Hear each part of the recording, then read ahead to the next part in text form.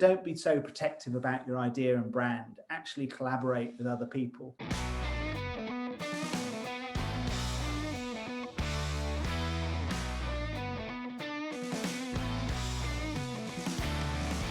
Hi, my name is Greg Gormley. I'm the founder of SKOOT.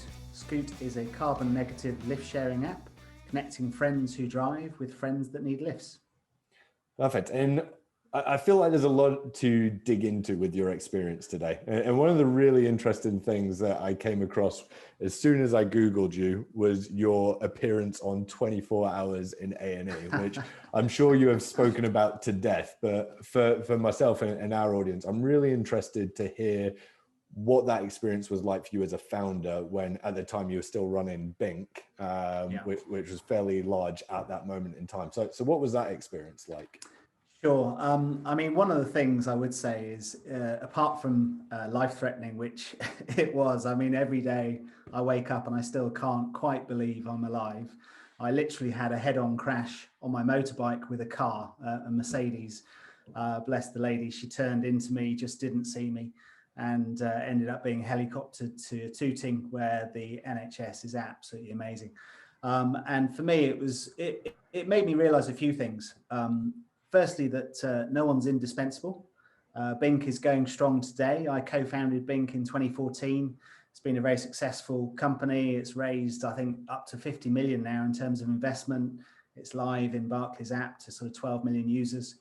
So it's been going really well. And 22nd of June 2018 was when my time at Bink ended, where I had this car accident or motorbike accident.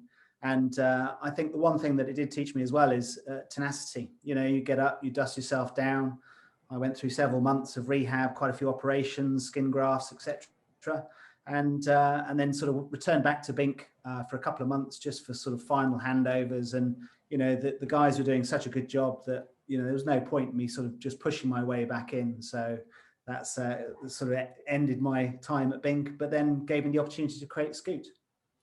And was that the realization moment for you then, when you realized that actually you've built the company in a way that it can run without you? And was that the real turning point for that decision? Yeah, it was, because I think in a period of 6 months, as most business owners knows, especially when it's an early stage of a company's life, there's so much that moves on so quickly.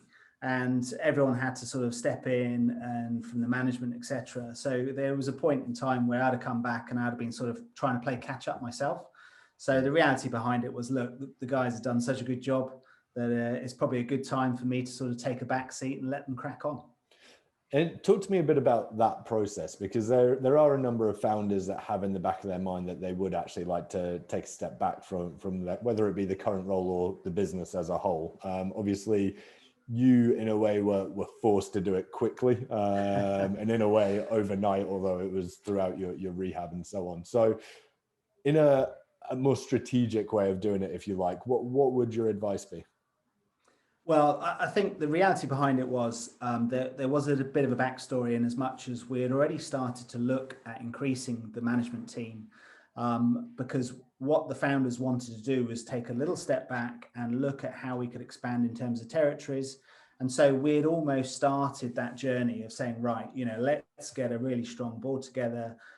Let's get to the point where, you know, no one is indispensable, in terms of if someone does step out, that it can continue to operate. So those sort of movements had been started to be made. So it was quite fortuitous in terms of the timing that it wasn't sort of a few months earlier.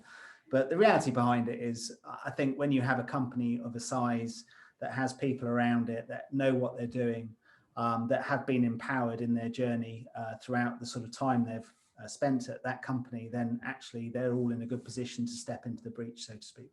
And we often hear from people, particularly over the last year, that are leaving large corporates and jumping into startup life. And it's a bit of a shock to the system in a way. So did you feel that leaving what became a large business? Did you feel that shock once again of what it's like to actually jump into the trenches of startup life again? Yeah, I mean, I think, to be honest, actually, it gave me a huge advantage. I mean, I believe that we've managed to accelerate SKOOT by a period of probably 2 years. just because you can avoid all the pitfalls and mistakes that you make from a startup first time around. And, that's why I understand when you get VCs and people wanting to invest, turning around saying, well, you're a second time entrepreneur, and, we have more belief in you because you've already sort of proven a lot of what you've done already. And what were some of the pitfalls that you managed to avoid, knowing what it's like to grow a business? Well, I think for me, certainly in terms of looking at Bink, it was a very interesting journey. It was all about linking payment to loyalty. So we needed to get agreements with some of the largest corporates in the world, like Visa, MasterCard, Amex, and change their business model and everything else. We also went down the path of trying to work with subcontractors to a large extent, but actually, we didn't pull back quick enough and employ our own team. So I avoided those pitfalls with SKOOT. Effectively, I think whenever you're doing anything in technology, you need to get your MVP up and running as quick as possible. So yeah, subcontract that out, even have that offshore. But as soon as you know that there is something in your MVP where it actually is going to fly into a business, you then pull that back in-house as quick as possible. So it gives you more control. And plenty of people come up with ideas like SKOOT or in different industries where it's a great idea and it would work only if they got the masses on it, as if there was only that critical mass to get it to tick over. So how did you make that happen? Well, I think the first thing is, as you say, we all have ideas. And when anyone tells me, oh, I hate my job, it's like, listen, do something else, do something you love. You spend too long at work. Don't hate anything, make sure you're passionate about what you do. So first of all, if you have an idea, make sure you execute on it. And if you can't execute on it, there are lots of people that will help. I'm more than happy to be open to help. And, your whole network does that as well. So I think that's a really important point to make. To get something to the masses is always difficult. Never try and do everything yourself. To do heavy lifting yourself takes tens and tens of millions of pounds. And the reality behind it is about collaboration. Don't be so protective about your idea and brand. Actually collaborate with other people. I mean, we've started going down the route of collaborating with football clubs. So we've signed a deal with Forest Green Rovers. They're the first vegan-only football club and have great standing with FIFA. And now we've signed Bolton as well, which I think is being announced today. So, hot off the press. And we're basically working with them. So we're helping their fans get to games. So we're sort of SKOOT fans where help fans get lifts to the games, to and from, etc. And for us, it's about utilizing networks that effectively can benefit from what you're offering, but at the same time working in collaboration. And it sounds like such a strategic move when you think about a football club, so a focal point where big groups of people are trying to get to at any one time. So we are obviously big believers of these types of partnerships at the Founding Network. What's your experience been of actually setting these partnerships up? How do you get in front of the right people? Again, I think some of the advantage of it's about using your network. So, we've had people that we've utilized really well. One particular entity called Adorium, it's a members club of people that are sort of entrepreneurs, philanthropists, etc. And I know the guys there really well. And they put me in touch with people, and it's all about just helping one another and speaking to networks. And, I never really used to understand the benefit of networking, but it took me a long time through my career to actually turn around and go, actually, invest time in your network, because actually that network is really important and that can help you further on and you can help others as well. And during my research, one of the other things that popped up almost immediately was the fact that you are the first carbon negative ride sharing app. Why is that so important to you as an individual and the business? Sure. I mean, I think whenever you sort of look to found something, ultimately you want to have some good at its core.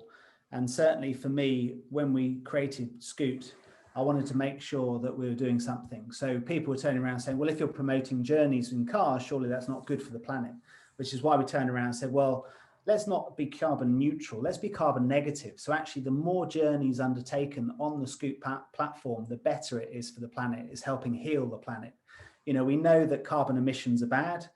All of the motor companies are stopping production of petrol and diesel cars by 2030 latest. I mean, both Land Rover and I think the other one was Aston Martin have come out and said we're going to actually do it from 2025. All our cars will be electric. So everyone knows that, you know, driving does harm the planet and we need to do something about carbon emissions today. So what we've done is when you register your car on SKOOT, we do a check with DVLA for the tax and MOT. We also pull through your CO2 rating. So we know the exact CO2 rating on your car. We know the miles driven, so we know the carbon burnt. And effectively, we offset that carbon to 110%, so we're carbon negative, by planting trees, which basically equates to a tree being planted for every 3 journeys on the platform. How does that work practically? How do you go about planting these trees? Sure. Is it through a partnership or? Yeah, it is through a partnership. I mean, our goal is to create a foundation, which we have got sort of planned in the years to come, where we do own our own pieces of land. We've already got sort of 4 acres underway that's being purchased of woodland, and then we'll look to plant our own trees. But in the meantime, we're working with Eden Reforestation. They're one of the largest in the world. We spent a lot of time going through a number because there's a lot of greenwashing that does go on and it's read and talked about a lot. Eden Reforestation have planted hundreds of millions of trees, and they not only plant trees that are indigenous to the country, so the survival rates are in excess of 80%, but they also employ farmers in really poor rural communities to look after them as well. So it's not only planting trees, it's actually creating work. And what's next for SKOOT? What are the big goals over the next year or so? Sure. So the goals for SKOOT, obviously we're going to be out and about, so which will be exciting. June 21st is a key goal for us. You know, festivals will be happening as well. You know, festivals have a big push on carbon on site. They're really efficient, but actually their biggest carbon footprint is traveling to a festival. So we're looking at working with festivals saying, look, if everyone uses SKOOT, then that festival could be carbon negative, which would be fantastic. Looking at all different walks of life, encouraging more and more lifts. Effectively, the average commuter, for example, passenger only has 1.18 people in the car, which is shocking, really, if you think about it. And it's just about how we can encourage commuting to work with your colleagues. We've run a survey where actually a lot of people have said, look, we're more than willing to do it. We just don't know how to undertake it. You know, you don't want to go around the office saying, oh, do you want to lift? Do you want to lift? You look a bit odd. But if we can have a simple thing that's encouraged by the employers, where people can book in an app, nice and simple, that everyone understands. We think that's a really strong thing. And then we're looking at how we can expand that from the UK and looking at overseas territories. So, you know, we've built the whole app, so the language and pricing is in a configurator file, so we can actually go live in 28 countries over the next sort of 12 months once we change those pieces for the relevant country. And then we're looking at places like Australia, Canada, and then ultimately the US.